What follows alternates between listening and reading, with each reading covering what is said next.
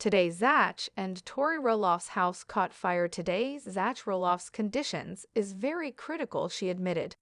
Hospital, I will explain everything today. The story takes a turn no one could have ever predicted, a turn so devastating, so sudden that it has left family, friends, and millions of fans around the world in a state of shock and disbelief today. We are not here to talk about a television show. We are here to talk about a tragedy, a fire that has consumed a home and a life that hangs precariously in the balance. This is the story of the day the Roloff's world and the world of everyone who loves them was shattered. June 18, 2024 began like any other day in the Raw household in Battleground, Washington, for Zach and Tori life after Little People.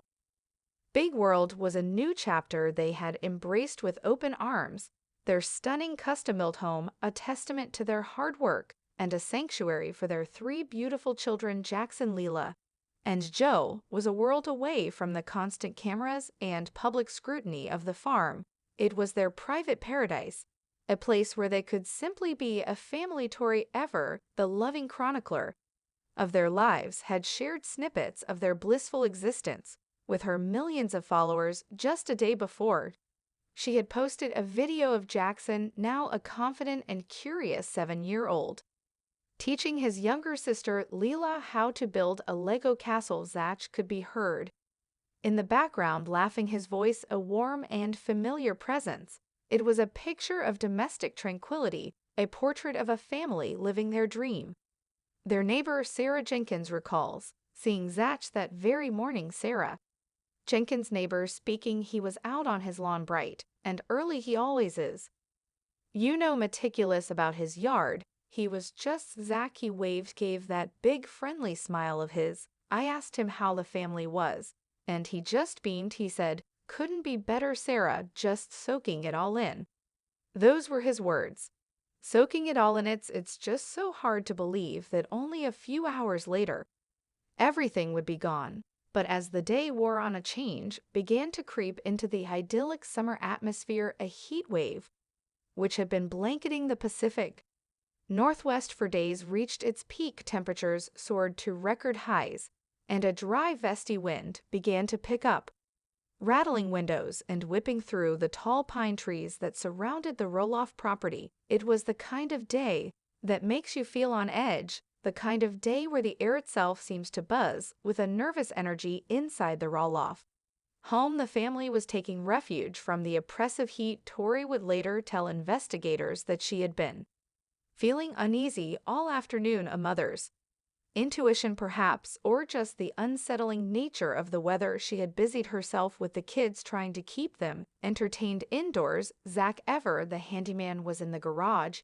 He had been working on a project for the past few weeks, a custom-built playhouse for the children, a miniature version of the iconic pirate ship from Roloff Farms.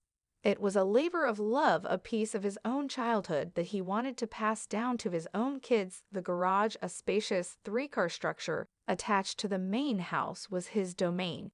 It was filled with tools, lumber, and the scent of sawdust. It was also, unbeknownst to anyone, the place where the perfect storm of circumstances was about to converge with catastrophic consequences. The Clark County Fire Department's preliminary report would later point to a tragic and almost mundane series of events. The combination of the extreme heat and overloaded electrical circuit powering Zach's tools and the dry, windy conditions created a tinderbox environment. All it took was a single spark. It happened in the blink of an eye. One moment, the garage was a sanctuary of creativity. The next, it was the epicenter of a raging inferno. The fire, fed by the dry wood of the Playhouse project and fanned by the relentless winds, exploded with a terrifying ferocity.